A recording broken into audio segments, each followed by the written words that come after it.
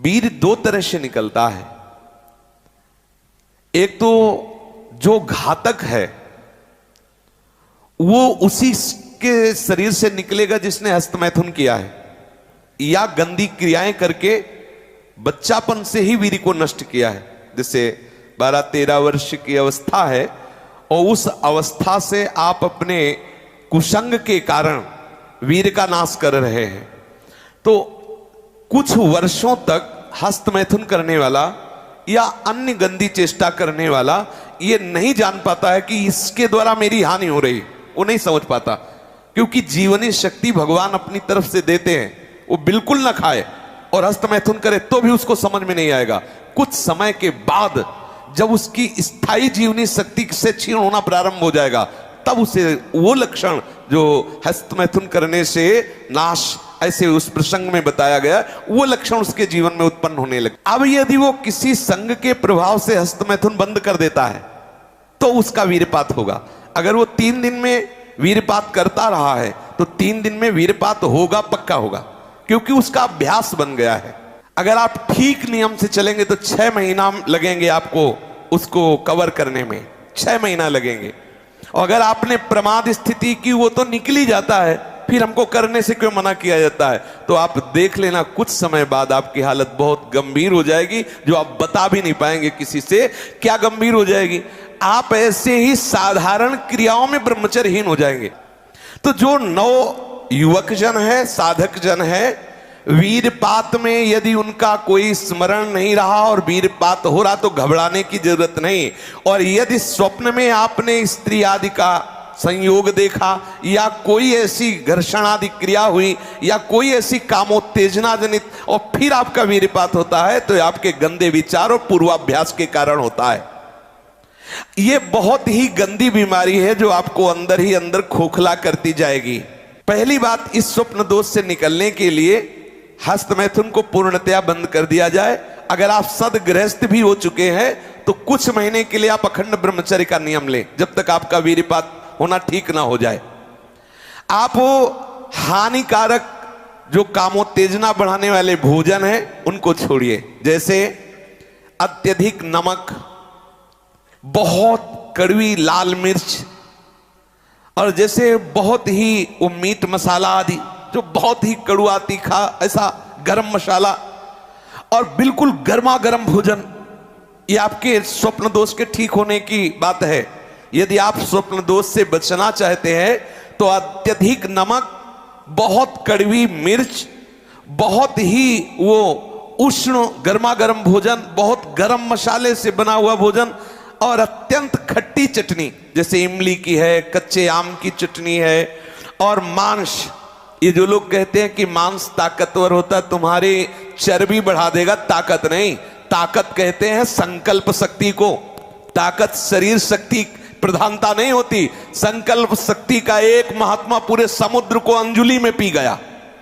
देखो, संकल्प शक्ति, शरीर की शक्ति एक सीमित शक्ति है, संकल्प शक्ति एक महान शक्ति है। जो ब्रह्मचर्य से युक्त होता है उसकी संकल्प शक्ति बढ़ती है। भले आप मांस खा के मोटी चर्बी और आप व्यायाम करके दिखा सकते हैं कि देखो मैं ब्रह्मचर्य क्षीण करता हूं लेकिन बलवान हूं, लेकिन आप आत्मशक्तिहीन है। वो आपका मोटा हो जाना बलवान नहीं है, आपके सुंदर सुंदर मांसपेशियां निकल आना वो बल नहीं है। आप शक्ति, बलवान वो है जो आए हुए आंतरिक वेगों को सह जाए। आए हुए आंतरिक वेग को जो सह गया वही बलवान है। ये जो मछली, अंडा, मांस खाते हैं ये कभी इस रोग से मुक्त नहीं हो पाएंगे।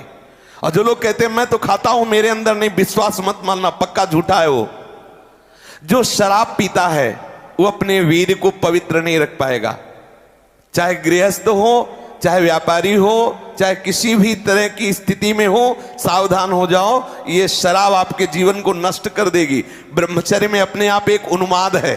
थोड़ा अंगूर, मीठे संतरा, सेव, अनार, ये स्वास्थ्यवर्धक वस्तुएं आप ले सकते हैं, लेकिन ऐसे वस्तु जो आपके ब्रह्मचर्य को नष्ट करें, ये पहले भोजन छोड़ें। ध्यान दीजिए, आप पहले ऐसे व्यक्ति का संग छोड़ें जो हस्तमैथुन कराने के लिए उत्साहित करे, या जो गंदे आचरण में, चाहे वो स्त्री साधक हो या पुरुष साधक, दोनों सावधान। ये रोग एक में ही नहीं होता, ये रोग दोनों शरीरधारियों में होता है, कामोत्तेजना दोनों को आती है। गंदे संग के कारण दोनों साधक गंदी आचरण कर बैठते हो, दोनों इस रोग से पीड़ित होते। पुरुष तो इस रोग को प्रकट कर देता है, माताएं बहनें इस रोग को प्रकाशित नहीं कर पाती, लेकिन पीड़ित होती है इस रोग से। यदि सावधान उपासक न चले तो चाहे स्त्री शरीर हो चाहे पुरुष शरीर, उसको कष्ट होता है। दूसरी बात इसमें सहयोग है 4 बजे उठना। ये जो लोग सुबह 8 बजे तक 9 बजे तक सोते रहते हैं और सोचते रहते हैं कि हम ब्रह्मचर्य रह पाएंगे या स्वप्न दोष से निकल पाए, कभी नहीं हो सकता।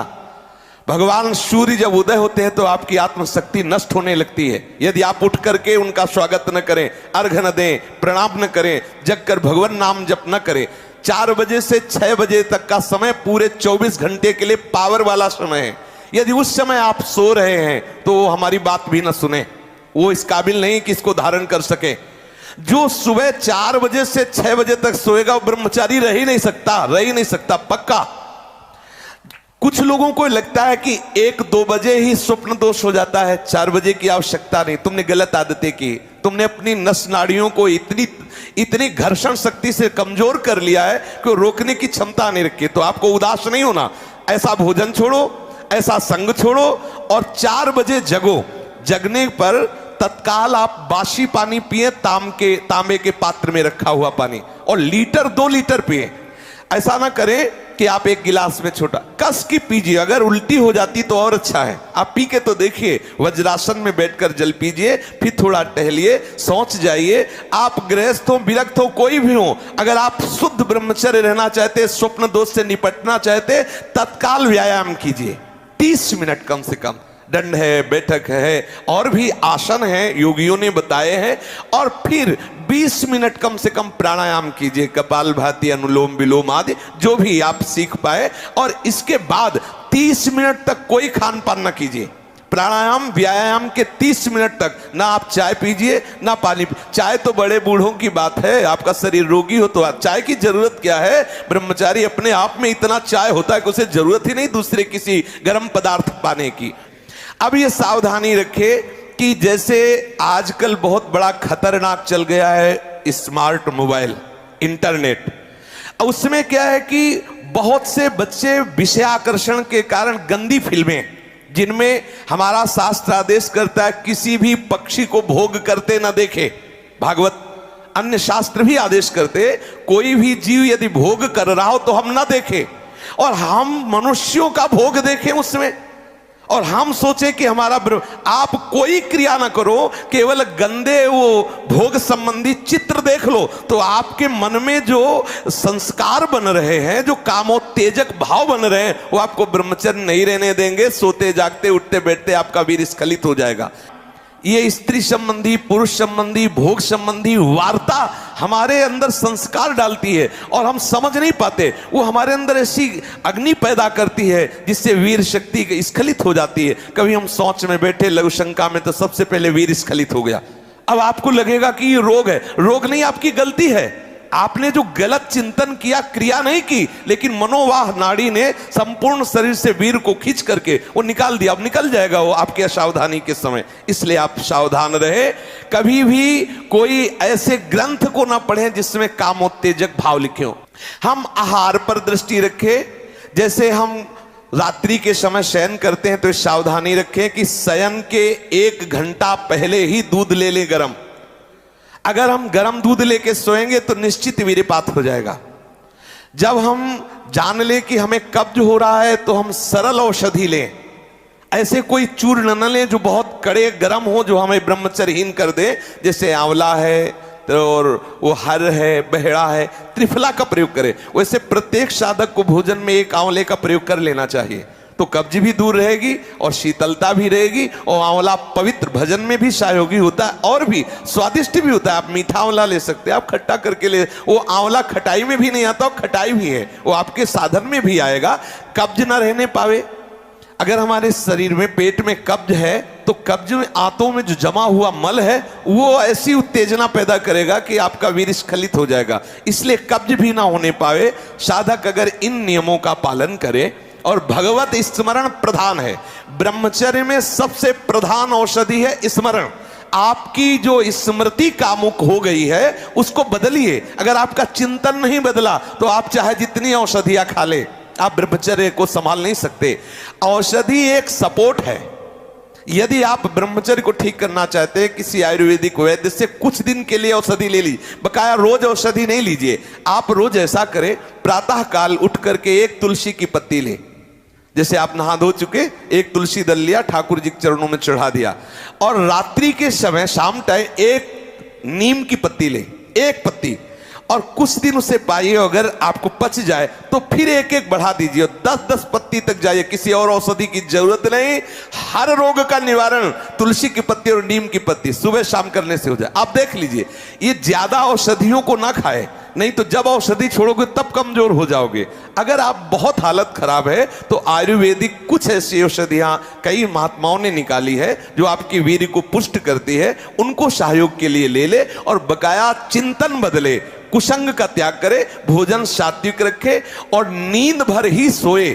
ज्यादा नहीं कि प्रमाद स्थिति में पड़े रहोगे तो फिर भी ब्रह्मचर्य हानि की संभावना है। नींद भर सोए, प्रातःकालीन बेला पर जग जाए, प्राणायाम व्यायाम करे तो निश्चित इस पर विजय प्राप्त। ऐसे ऐसे साधक हैं कि 10-10 वर्ष हो गए स्वप्न दोष नहीं हुआ, 10-10 वर्ष हो गए स्वप्न दोष ही नहीं हुआ। ऐसे भी उपासक है हमारे पास है, अपने पास है, 10 वर्ष हो गए स्वप्न दोष ही नहीं हुआ। तो क्या है, उन्होंने संयम किया, वीर जो है स्थगित हो गया, परिपक्व हो गया, धीरे धीरे ऊर्ध्वगामी होने लगता है। आप कभी घबराए नहीं साधक, सावधानी पूर्वक ये जो जो बातें बताई गई अपने जीवन में उतारे, चाहे गृहस्थ हो चाहे विरक्त।